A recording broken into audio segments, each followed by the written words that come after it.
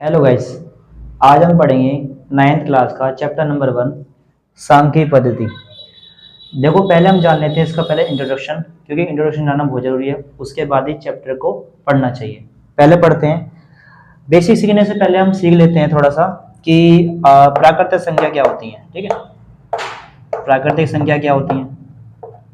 देखो बच्चों, प्राकृतिक संख्या वे संख्या होती हैं जो 1, 2, 3, 4, 5 जो अनंत तक चलती रहती हैं, उसे हम बोलते हैं प्राकृतिक संख्याएं, जो हमें प्राकृतिक रूप से प्राप्त हुई हैं। उसके बाद आती है पूर्ण संख्याएं।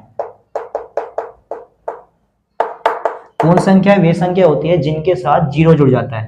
0, 1, 2, 3, 4, 5 और अनंत तक चलती रहती हैं, उसे हम बोलते हैं पूर्ण संख्याएं। उसके बाद आती है सम संख्याएं। सम संख्याएं, सम संख्या क्या होती हैं?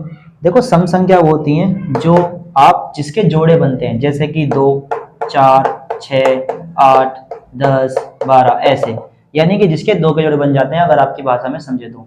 उसके बाद आता है विषम संख्या क्या होती है। विषम संख्याएं। देखो बच्चों, विषम संख्या वे होती हैं जो दो के टेबल से नहीं कटते या फिर जिनके जोड़े नहीं बनते, जैसे कि 1, 3, 5, 7, 9 आदि जो संख्या चलती रहती हैं, उन संख्याओं को हम बोलते हैं विषम संख्याएं। इन संख्याओं के बाद आती है आपकी भाज्य संख्याएं। अब पढ़ते हैं कि भाज्य संख्या क्या होती हैं। देखो बच्चों, भाज्य संख्या वे संख्या होती हैं जो जिनके दो गुणनखंड से ज्यादा गुणनखंड होते हैं। जैसे कि अगर आप देखोगे 4, 4 क्या है? 4 2 से भी, 1 से भी कट जाता है, 2 से भी कट जाता है और 4 से भी कट जाता है ना। उसे बोलते हैं हम भाज्य संख्याएं। 4 हो गया आपका, 6 हो गया, 8 हो गया, 10 हो गया, 12 हो गया, ये संख्या जो चलती रहती हैं।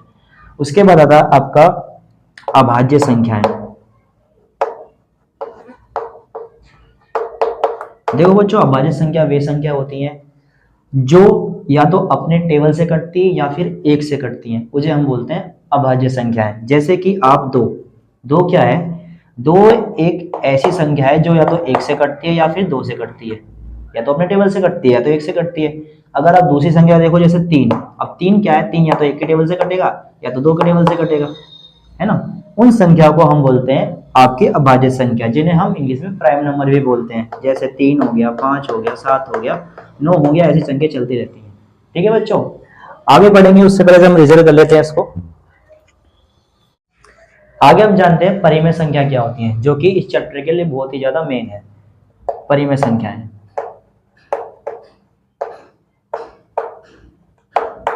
देखो बच्चों, परिमेय संख्या वे होती हैं जिनको हम P/Q के रूप में लिखते हैं, और जहां जो आपका Q होता है उसका मान 0 नहीं हो सकता। ठीक है, उसे हम P/Q के रूप में लिख सकते हैं।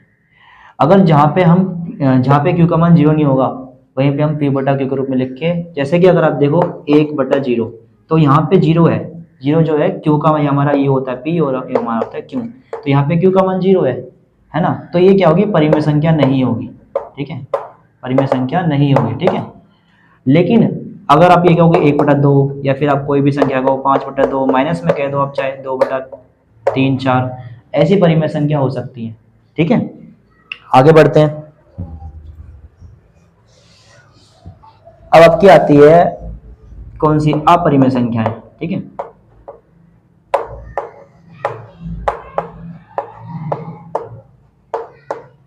अपरिमेय संख्याएं कौन सी होती हैं? अपरिमेय संख्या वे संख्या होती हैं जो परिमेय संख्या नहीं होती।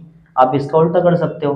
परिमेय संख्या का जो अपरिमेय संख्या होती हैं, इनको हम रूट में भी देखते हैं। ये रूट में भी होती है, जैसे रूट हो गया, √2, √5।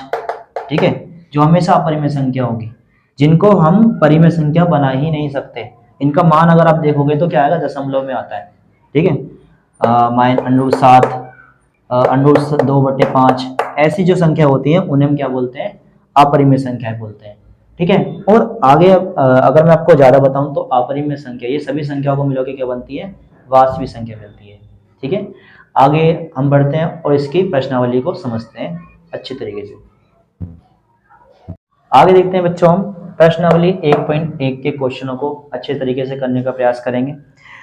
देखो पहला क्वेश्चन ये कहता है कि क्या शून्यंक एक परिमेय संख्या है, क्या इसे आप p बटा q के रूप में लिख सकते हैं, जहां p और q पूर्णांक है और q का मान 0 है। तो आप बताइए, अगर हम जो 0 है, अगर हम हल करते हैं इसको क्वेश्चन को, ठीक है। अब इसमें बोला है कि जो शून्य है यानी कि 0 है, क्या हम उसको p बटा q के रूप में लिख सकते हैं?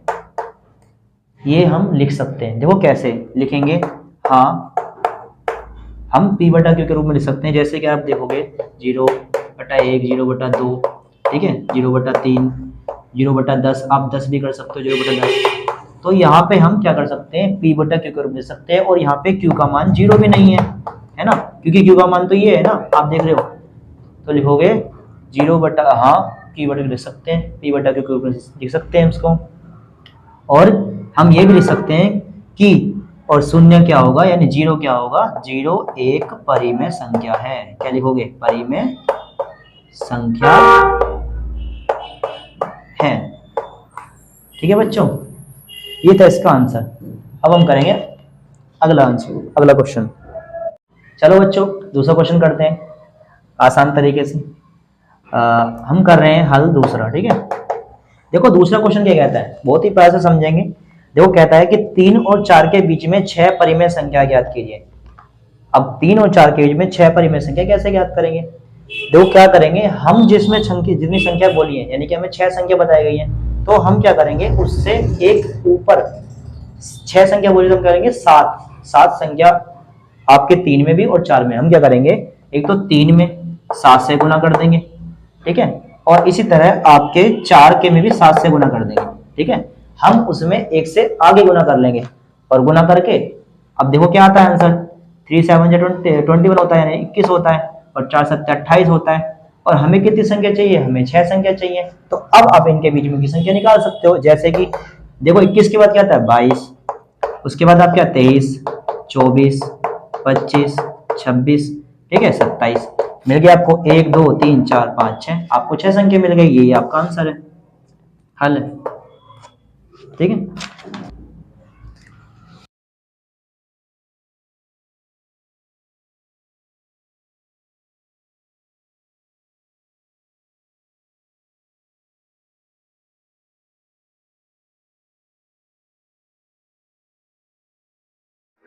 और आगे चलते ही रहे।